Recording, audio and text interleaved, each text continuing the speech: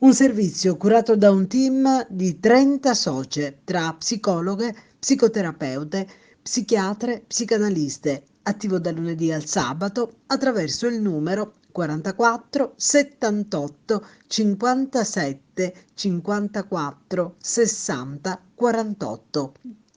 È un'iniziativa del Soroptimist International d'Italia che ha attivato un servizio di assistenza psicologica gratuito per aiutare le migliaia di persone, tra cui tante donne che a causa della crisi dovuta all'emergenza sanitaria attraversano un momento di difficoltà o sono vittime di violenza domestica o relazionale.